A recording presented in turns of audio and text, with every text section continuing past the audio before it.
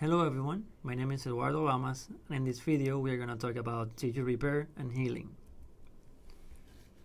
The first step in the healing process is inflammation, which serves to contain or limit damage to tissue and remove noxious stimuli. Inflammation is followed by the regeneration or resolution, which is restoration of original structures. Or it can lead to repair or fibrosis, which most often involves a combination of regeneration and scar formation. The wound healing process involves control of normal cell proliferation and tissue growth, cell cycle and regulation of cell replication, functions of the extracellular matrix, cell matrix interactions, and cell adhesion proteins, and lastly, angiogenesis.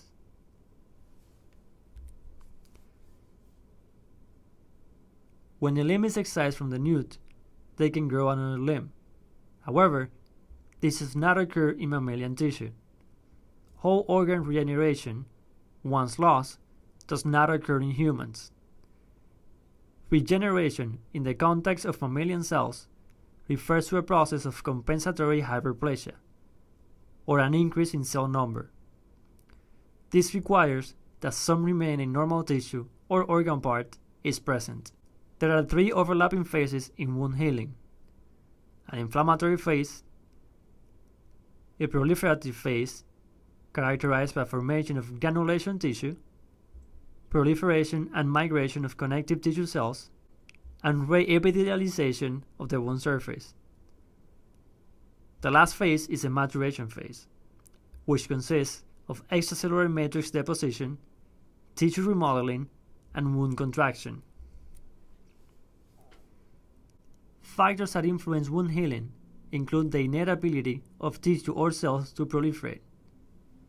Labile tissues or cells, thus continuously dividing, include the skin, oral cavity, gastrointestinal tract or GI tract, hematopoietic cells, lining mucosa of all excretory ducts, uterus, vagina, and the bladder.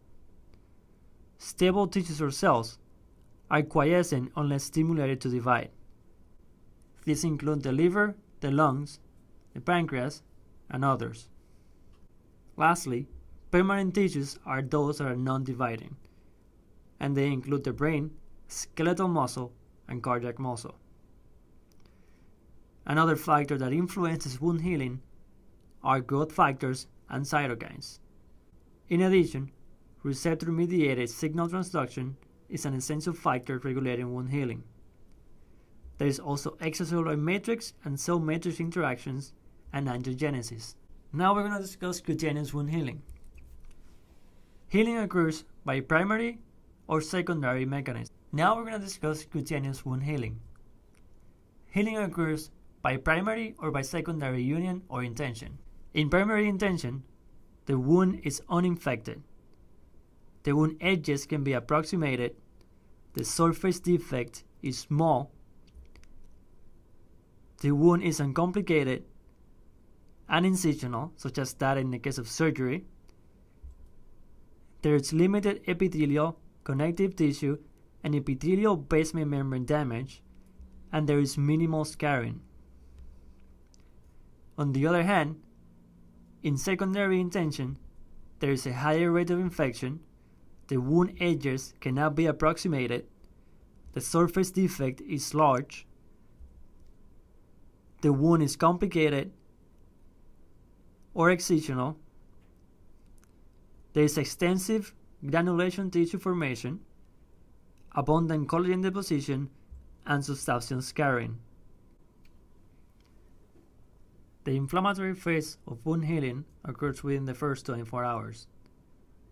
There is formation of a blood clot on the wound surface that stops bleeding, acts as support for migrating cells, provides a structure for cells to produce growth factors, cytokines, and chemokines, and allows inflammatory cells to accumulate at the site. Here we can see an example of the early inflammatory phase in wound healing. The inflammatory phase can progress through proliferative phase, that takes place within 24 hours and several days. There is necrotic tissue that is phagocytosed, acute inflammation begins to subside, fibroblasts begin to infiltrate, and angiogenesis, collagen deposition, and re-epithelialization occur. Here, we can see an example of the wound progressing to a proliferative phase. When the damage is more extensive, the proliferative phase is characterized by formation of granulation tissue, which consists of vascular proliferation, fibroblastic proliferation, a provisional matrix, mononuclear cell infiltrate, and edema.